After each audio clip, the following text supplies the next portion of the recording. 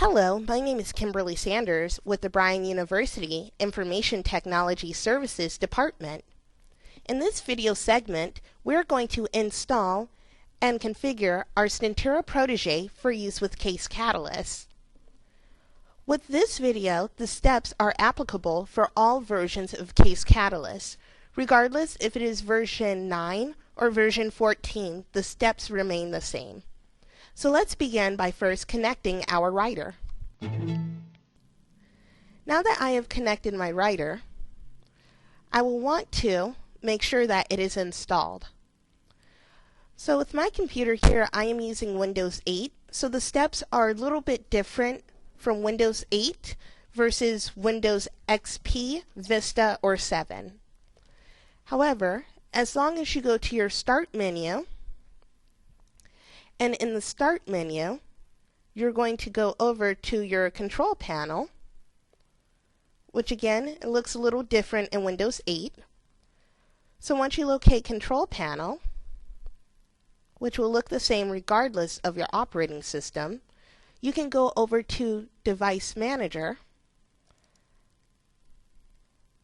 and then in the Device Manager, you want to look for the Stentura Protege.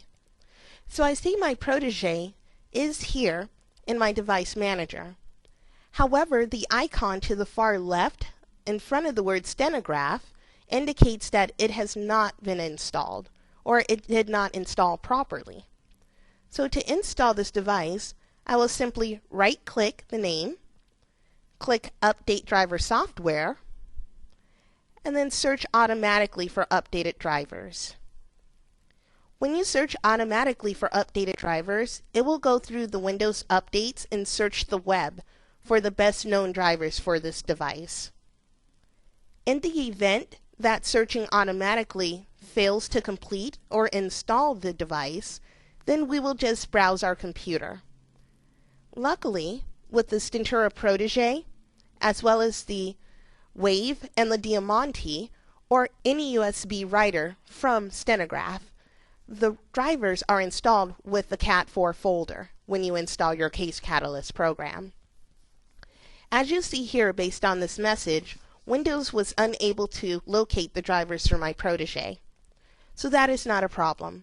I will simply close this window, right-click the Protege again, go back into Update Drivers, click Browse My Computer, go to Browse, and then I will simply expand Computers, expand Local Disk C, expand Cat4, expand Drivers,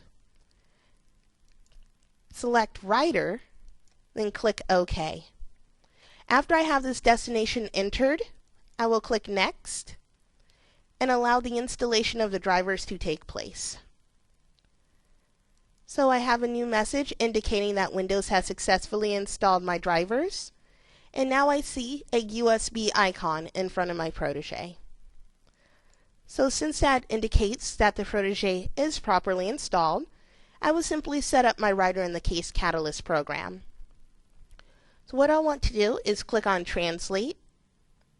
In Translate, you want to change your steno source from File to Writer, so that way it reads the writer. Your output to from None to Steno keys. And then check the Remember Settings box. The way that I remember these items is I write with my steno keys. So just always remember, when you go into Translate, you want to make sure you will write with your steno keys. Now that that has been set, I will click Options, Automatic Number Conversion, with thousands separators, and otherwise display as digits. Next, I will click the Real-Time tab, and then select my real-time writer. I am using a Protege via USB connection, so that will be the writer that I will set. However, if you are using a Wave, you would select Wave USB, or a Diamante would be a Diamante USB. So I will select my applicable writer, click Apply, OK, and then create a file name. So let's call this My First File. Let's click OK. So next I should get a stroke key to begin writing message. And sure enough I have. And let's see if I can write with the writer. And I can. So you know what that is? That is, whoops, cool, isn't it? Yay. So, as we see now, Kim can write with the writer. Period.